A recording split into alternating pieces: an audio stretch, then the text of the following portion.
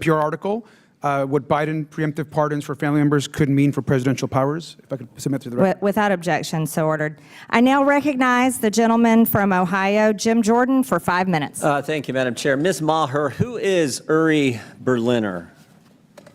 Mr. Berliner is a former senior editor, That's all?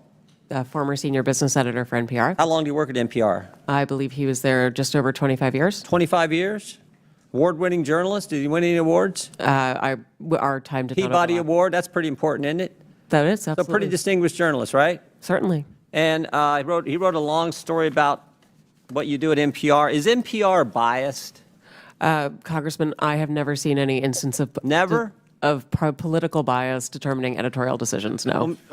Well, Mr. Berliner, in his story last year, wrote, in the D.C. area, editorial positions at NPR, he said he found 87 registered Democrats, 0 Republicans. Is that accurate?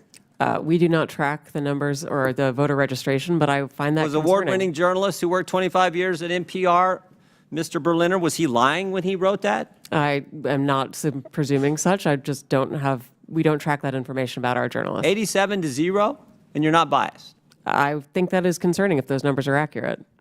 It's concern. I mean, it wasn't 44-43. It wasn't 60-27. It wasn't 70-17. It wasn't even 80-7.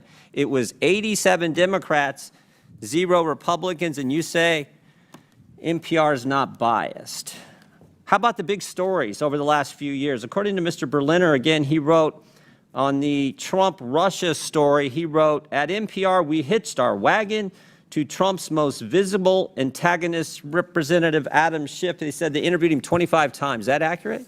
I was not there at the time, but those numbers sound accurate. Yes. Those sound accurate. But then he said when the Mueller report came out and Robert Mueller said he found no evidence of collusion, he said Russiagate faded from our programming. Is that accurate? Again, I was not there at the time. I couldn't say. You couldn't say? I was not at NPR at the time. You didn't prepare for that? You knew we were going to ask you about this guy, didn't you? It's come up like 6,000 times already in the hearing. I just couldn't say whether it faded from our coverage, sir. How about this story? October 2020, the New York Post had the Hunter Biden laptop story, and one of those editors, I guess one of those 87 Democrat editors, said this: we don't want to waste our time on stories that are not really stories. We don't want to waste the listeners' and readers' times on stories that are just pure distractions. Was that a pure distraction story? Our current editorial leadership believes that that was a mistake, as do I. Yeah, the whole country knows that was a mistake. Definitely impacted the election, or I think it certainly impacted the election. How about the COVID origin story? That's a pretty big story too, right? Mr. Berliner said, we became fervent members of the team Natural Origin, even declaring that the lab leak was debunked by scientists. Turns out, though, the lab leak is what most people think actually caused the COVID virus. Sorry, is there a question there? There is. You guys were 0 for 3 on the three of the biggest stories in the last 5 years. You guys were 0 for 3, and yet you maintain that NPR is not biased? Congressman, I do not believe we are politically biased. No, we are a nonpartisan organization. Nonpartisan organization. What's happening to your listeners over the last 5 years? Went up, down, or stayed the same? It has gone up and down and is now going back up. Well, I thought 5 years ago it was at 60 million. And you said in your opening statement, I think 43 million. That's correct. So 43 million now, and it was at 60 million 5 years ago. I can do some math. That looks like it went down. And is now going back up. It's now going back up? Yes, it is. How much has it went back up? It's gone up a couple of millions over the past years. So you went from 60 million to 41 million. Now you're back up to 43 million. In a year's time, I'm very proud of that growth, sir. Okay, you're proud of that growth. Okay. But over 5 years, this went down 18 million. That is correct, sir. Okay. Should taxpayers subsidize NPR?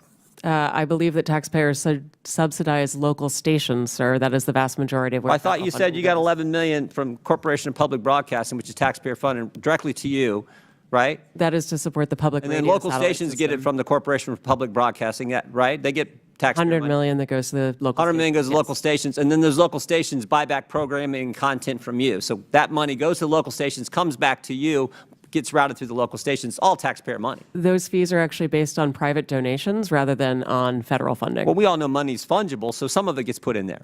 Certainly, we could agree that money is fungible.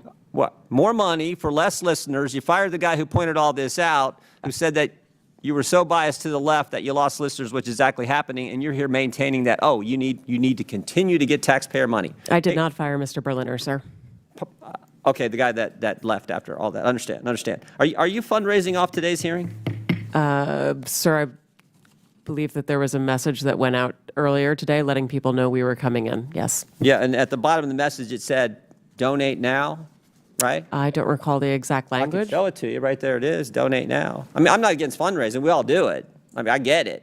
But it's, I assume this fundraising thing is probably going to all the left listeners who are subsidized content by the taxpayers, and that's The the gentleman's rub. time is expired. That's the rub. I yield back. I now recognize